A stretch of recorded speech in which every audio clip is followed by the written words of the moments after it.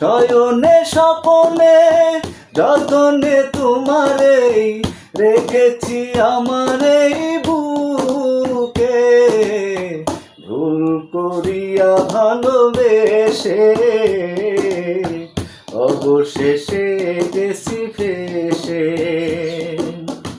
ভুল করিয়া ভালোবেসে। আপনাদের মাঝে আজকে আবারও সেই পল্লী সুজন দাদা ভাইকে নিয়ে আমরা হাজির হলাম। এটা তারই অফিস, তার ব্যক্তিগত জীবনের যে কর্মস্থান, এটাই তার সেই কর্মস্থান। তো আজকে অনেক দিন পরে ভাইয়ের সাথে সাক্ষাৎ হলো। ভাই শিডিউলের পরে দীর্ঘদিন পরে কিন্তু একটা সাক্ষাৎ আজকে। হ্যাঁ আপনি বাবু ভাই, সত্যি তোমাকে পাই অনেক আমি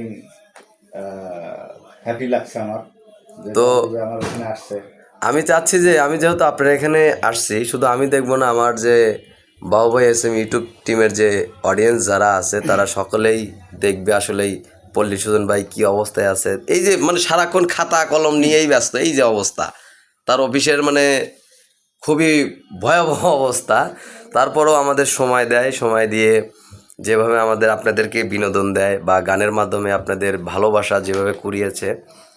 তো আমি চাই, যেহেতু আমি আজকে দাদাভাইয়ের কাছে আসছি, এখন তো বাদ্যযন্ত্র নেই আমাদের এখানে ভাই, যেহেতু বাদ্যযন্ত্র তো নাই, তো আমি মানে রুমে আসার সঙ্গে সঙ্গে আমার কানে একটা আওয়াজ আসলো, আপনার একটা সেই 90 দশকের একটি গান আপনি গাইতে লাগছিলেন। আসলে মূল কথা, গান প্রিয় লোক, মানে গান ছাড়া কিছু বোঝে না, যেখানেই থাকে গানটা, আসলে গানটাকে খুবই ভালোবাসে। তো দাদা ভাই, মানে রিকোয়েস্ট আমার অডিয়েন্সের জন্য, আপনি যে গানটা মাত্র গাইলেন, আসলে তো গান মিউজিক তো নাই, তারপর তো ফুল গাওয়া সম্ভব না, একটু হালকা করে গাই। হালকা তাহলে 2-4টা কলি গান সিস্টেম করে, মানে 90 দশকের গান, আপনার যে গানগুলো আসলেই অডিয়েন্সের মন কেড়ে নিছে, আমরা চাই যে ওই গানগুলো 2-1টা হোক। সমস্যা আছে ভাইয়া? সমস্যা নাই, ওই বলতেছি শিল্পী তো জেনে শুনে গান করি মনে করি। তারপরে আমি হালকার পর একটু বলে দিচ্ছি। সম্মানিত দর্শক, আমি একটি গান রচনা করেছি এবং সুর করেছি, আগামীতে অবশ্যই বাবু ভাই এস এম এর মিউজিকের মাধ্যমে শুনতে পারবেন। তবে একটু খালি গলায় আপনাদেরকে শোনাচ্ছি, আপনারা কমেন্টসে জানাবেন গানটি আসলে মিউজিকের সঙ্গে গাইব কিনা। ভুল করিয়া ভালোবেসে অবশেষে গেছি ফেসে, ভুল করিয়া ভালোবেসে অবশেষে গেছি ফেসে,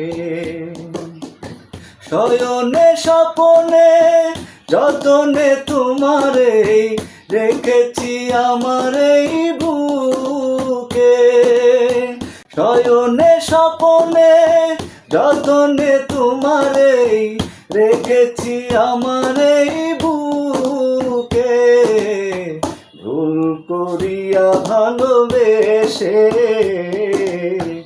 অবশেষে গেছি ফেসে, ভুল করিয়া ভালোবেসে অবশেষে গেছি ফেসে।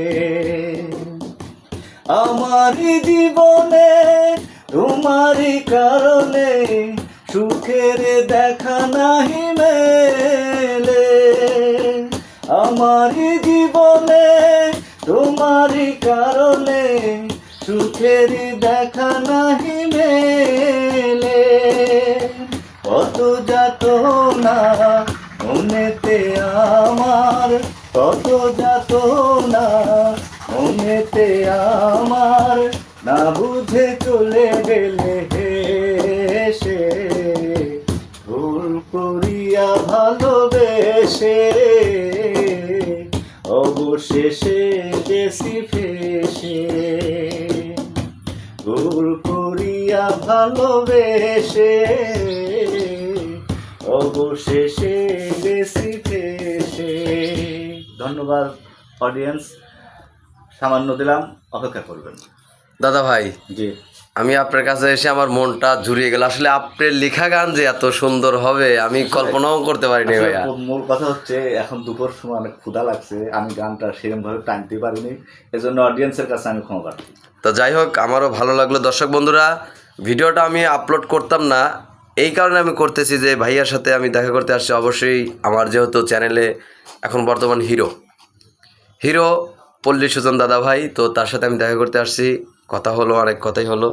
এর মাঝে যদি কোনো ভুল ত্রুটি হয়ে থাকে অবশ্যই ক্ষমার দৃষ্টিতে দেখবেন। এবং গানটা হয়তো একটু এলোমেলো হতে পারে, কারণ রিহার্সেল ছিল না, কোনো বাদ্যযন্ত্র নেই। তারপরও মন মাতানো গানটা দর্শকের জন্য উপহার, বিশেষ করে আমাদের কিছু প্রবাসী ভাইয়েরা আছে তাদের জন্য গিফট করা হইলো আজকের ভিডিওটা।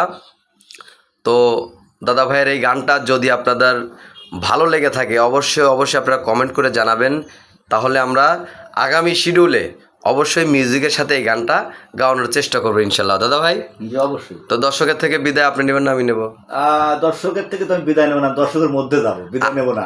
আচ্ছা, মানে কতটা দর্শকও এখন আপনার আপন হয়ে গেছে আসলে। হ্যাঁ, আমি দর্শকের কাছ থেকে বিদায় নিতে চাই না, আমি তাদের মাঝে সারা জীবন বেঁচে থাকতে চাই। আসলে মূল কথা কি যে আমার যে এই যে বাবু ভাই এস এম ইউটিউব চ্যানেলে যে সদস্যগুলো আছে, শুধু অডিয়েন্স তা না, সকলেই আমরা সদস্য কিন্তু এখন, অবশ্যই, অবশ্যই। শিল্পী থেকে শুরু করে অডিয়েন্স মানে আমাদের একটা পরিবার। হ্যাঁ, আমাদের একটা পরিবার। তো পরিবার থেকে আসলে বিদায় নেওয়াটা খুবই হৃদয় বিদায়ক এবং কষ্টের, যে জন্য আমাদের দাদা ভাই বলেছে আমি বিদায় নেব না, আমি ভিতরে যাব দর্শকের। তো দর্শক বন্ধুরা, আমার দিন শেষে, ভিডিও শেষে আমার একটা কথা বলতেই হবে, এখন আমাদের আসলে বিদায় নেওয়ার পালা। তো বিদায় বললে বিদায় নয়, আবারও দেখা হবে কোনো একটা ভিডিওতে, কোনো একটা মাধ্যমে। সে পর্যন্ত ভালো থাকবেন, সুস্থ থাকবেন এবং পল্লী সুজন ভাইয়ের গানটি কেমন হয়েছে অবশ্যই কমেন্ট করে জানাবেন। আল্লাহ হাফেজ। আল্লাহ হাফেজ দেন ভাই। আল্লাহ হাফেজ।